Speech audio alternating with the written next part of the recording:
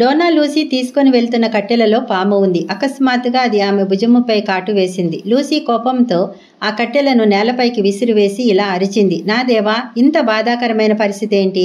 నేను నడుస్తున్నప్పుడు పడిపోతున్నాను. నేను పడిపోయినప్పుడు వీపుకు దెబ్బ తగులుతుంది. పని చేసుకోవడానికి ప్రయత్నిస్తే పాము కరుస్తుంది. నేను ఎలాంటి పరిస్థితుల గుండా వెళ్తున్నానో నువ్వు చూడడం లేదా అని అరిచింది. లూసీ ఎండిపోయిన ప్రాంతంలో ఒక మూల ఒంటరిగా జీవిస్తుంది. అన్నీ ఆమెకు విరుద్ధంగానే జరుగుతున్నాయి. ఎల్లప్పుడూ దేవుని మీదే ఆమెకు ఎన్నో ఫిర్యాదులు ఉన్నాయి.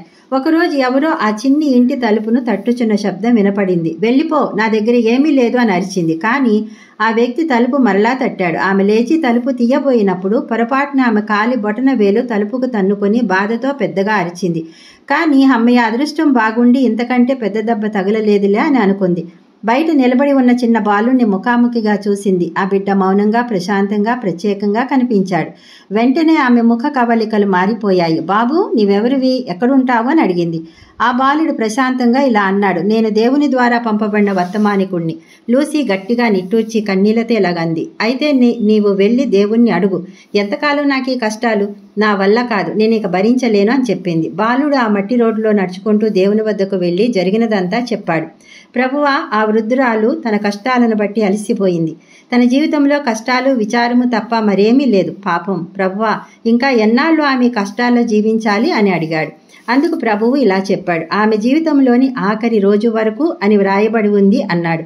ఆ బాలుడు ఒక్క క్షణం ఆలోచించాడు. ఇలా అన్నాడు, కానీ ప్రభువా, అలా చెప్పానంటే అది ఇంకా అధ్వానంగా ఉంటుంది. ఆమె తన నిరీక్షణ కోల్పోయి పూర్తిగా నిరాశ చెందుతుంది. ఆమెకు సహాయపడేటట్టు ఇంకేమీ చెప్పలేనా అన్నాడు. అప్పుడు ప్రభువు ఇలా చెప్పాడు, ఈ రోజు నుండి ప్రతిరోజు రోజుకు 3 సార్లు ఆమె ప్రార్థించాలి అని చెప్పు. ఉదయం, మధ్యాహ్నం, సాయంత్రం ఆమె ప్రార్థించాలి. చాలా చిన్న ప్రార్థన. Thank you my God for everything అని స్తుతిస్తూ చిన్న ప్రార్థన చెయ్యాలని చెప్పు అన్నాడు. బాలుడు లూసీ వద్దకు వచ్చి ఆ వర్తమానం అందించి వెళ్ళిపోయాడు. కొంతకాలం తరువాత బాలుడు ఆ ఎండిన స్థలానికి తిరిగి వచ్చాడు. ఆశ్చర్యపోయాడు. అక్కడ బీటలు వారిన నేలపై చిన్న నీటి కాలువ ప్రవహిస్తుంది. మొక్కలు చిగురించి పెరిగి పండ్లు కాస్తున్నాయి. లూసియా ఆనందంతో పాటలు పాడుకుంటూ పండ్లు కోసుకుంటుంది. ఆ బాలుడు వెనక్కి వెళ్లి దేవుణ్ణి అడిగాడు, ప్రభువా, ఏం జరిగింది? నిజానికి ఆఖరి రోజు వరకు ఆమెకు కష్టాలుంటాయని చెప్పావు కదా అన్నాడు. అవును, చెప్పాను. కానీ ఆమె కృతజ్ఞతలు చెప్పడం ప్రారంభించింది కదా.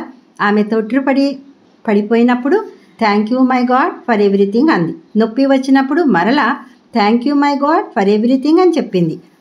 ప్రార్థన, స్తుతి ఆమె హృదయాన్ని మార్చివేశాయి. కృతజ్ఞతాస్తుతి అనేది బాధల నుండి ఉపశమనమిచ్చే చక్కని శక్తివంతమైన ఔషధం. ప్రపంచంలో దానికి సాటి అయినది మరొకటి లేదు. కొంతకాలానికే ఆమె తన జీవిత గమనాన్ని మార్చుకుంది. ఈ కథ వింటున్న నిన్ను దేవుడు దీవించునుగాక. అయితే నీవు కూడా అదే పని చెయ్యి. Thank you my God for everything అని గట్టిగా చెప్పడం ఈ రోజు నుంచే మొదలుపెట్టు. ప్రతిరోజు మరలా అదే చెప్పు. ఈ సామాన్య ప్రార్థన నీ మొత్తం జీవితాన్ని మార్చివేస్తుంది. అవసరతలో ఉన్న నీ స్నేహితులకు కూడా దీన్ని షేర్ చెయ్యి.